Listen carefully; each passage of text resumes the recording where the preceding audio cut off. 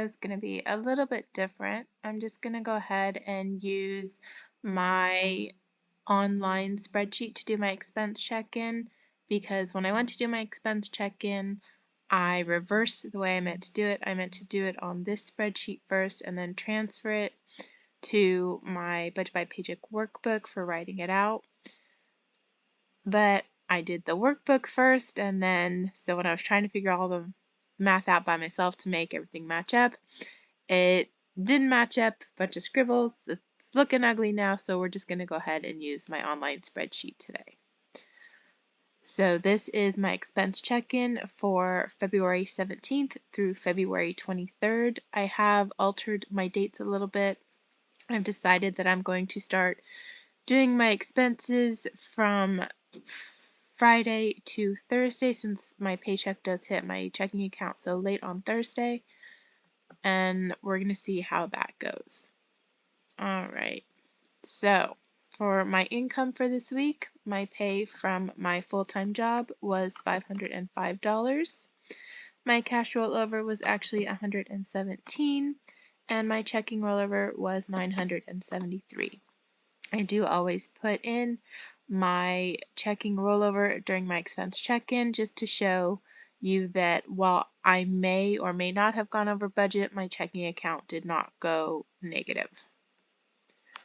So let's go ahead and get into the expenses. I did spend very little on bills this week. I don't have any bills that hit at the end of the month.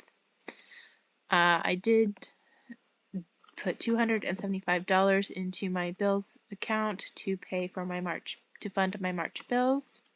My Amazon. So Amazon and Capital One, I had budgeted for the amounts I put on my credit card that week, but the way things worked out, like the previous credit card payments I had made and this week's credit card payments I had made both hit in the same week, so it was actually a bit higher. So it was $241 for Amazon and it was $112 for Capital One. We're going to go ahead and come back to checking rollover and cash rollover. Alright, so let's go ahead and what did I spend out of my envelopes?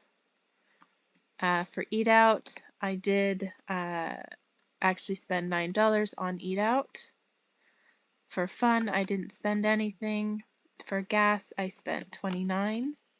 For groceries, I spent $8. I only needed a few things this week, so it was all good. For self-care, I didn't spend anything. And then for shopping, I was in a bit of a funk this weekend. I had stopped at Walmart. I was looking for some baking supplies. I couldn't find them. I saw some clothes that I really liked. I was like, you know what? I've got the cash. Let's go ahead. If I don't like them, I'll just bring them back and I get the cash back. It's all good. So I did spend $48 on shopping this week. For my emergency fund, I did not put anything into my emergency fund because I was trying to make up for my overspend, so I went very bare bones. I did not put anything into car maintenance. For self-care, I didn't put anything in. For my baking business, I didn't put anything in. For YouTube, I didn't put anything in. For gaming, I didn't put anything in. And for DoorDash, I did not put anything in. For my investments, for my IRA, I didn't put anything in. For my investment account, I didn't put anything in. I did not make any extra debt payments towards my Citi card, which is the card I'm focusing on paying off first. I do have it set up on FlexPay, so I have a set amount that should have it paid off by no later than August, which I'm quite happy with, because I'm stressed about the fact that I'm carrying about $5,000 in credit card debt right now. While I don't regret the purchases I made, I am not enjoying the monthly amounts I'm having to pay to get rid of that debt. But the choices we make, and then we adjust and move on to recover. Alright, so then let's go ahead and put in what my checking rollover was. So at the end of the week, I did still have $851 in my checking account. I did still have $23 in cash. So I did go, according to this, $1 over budget, but I think that's just due to rounding. So I'm okay with that. I'm basically managed to stay within budget even with my overspends because I have that cushion from my checking rollover. So I'm good. I'm okay. And then this is going to be a very short video today. I'm in the process of reworking how I do things, how I do my expense check-ins, how I do my budget check-ins. When I run out of time, I do expense check-ins and budget with me together. I would prefer to do budget with me and cash stuffing together.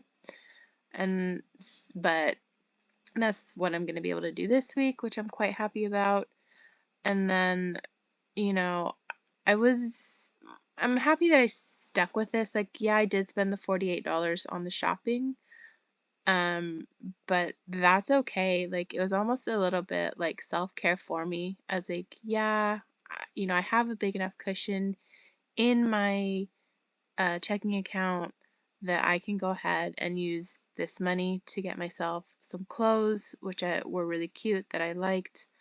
I'm not, I will share, I do have depression. Sometimes it is a daily battle, and this last week, the depression was winning the battle. So I chose to do something to try and give myself a little pick me up, and I still managed to basically stay within budget. So I'm all good with how things went. I have plenty of money in my checking account. I leave quite a big buffer in my checking account for if anything unexpected comes up, which is why when I had the huge overspend last week, while it stressed me out, I knew that I would be okay. And then going forward, the more that I do the budgeting, the more that I do the expense check-ins, the more I can get my budget to look like what I want it to look like. The more I can understand my budget, where I'm overspending, where I'm, over budgeting, things like that. And so it works. And then we'll be coming into this last week in February soon. And there are, of course, as there's been since I started this budgeting journey on YouTube in January, going to be changes. Because like I said, the more I do this, the more that I see what works, what doesn't work, what I need to change, what I don't need to change. And what I've realized is for me, the real key in the budgeting journey is the expense check-in. Because I can budget all I want. Like that's fun for me. I like budgeting. I'm like, oh, okay, I'm gonna spend this much in each of these categories. That's fun for me. But then as long as I have money in my checking account at the end of the week, I don't really pay attention to where my money actually went. So for me, the expense check-in is key. And then it also shows, the amounts that I need to budget for each category, but it also shows where am I overspending. And then if I overspend, then I look at, okay, why did I overspend? Mm, I'm not like a full-on emotional shopper. I guess a little bit. I am a little bit. It's online shopping that gets me when I'm emotionally shopping. And then this week I just happened to be running around town doing some errands.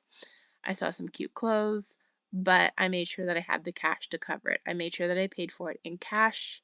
So I did borrow from other categories to do that, but I still managed to basically stay within budget. I did technically go $6 over on my cash envelopes because I spent $29 on gas on my credit card out of the 60, and I only put 23 back in the bank.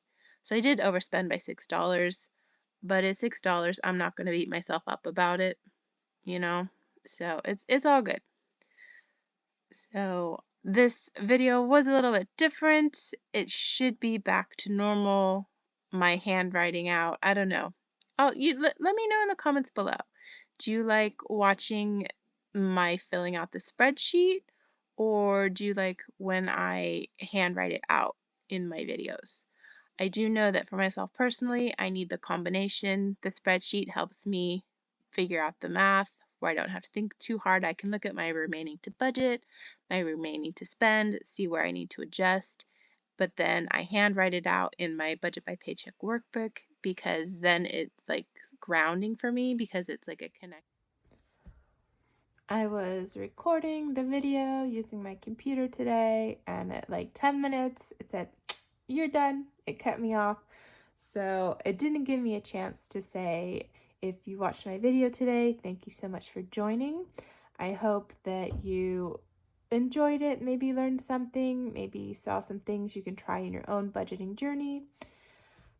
And again, just thank you for joining me today.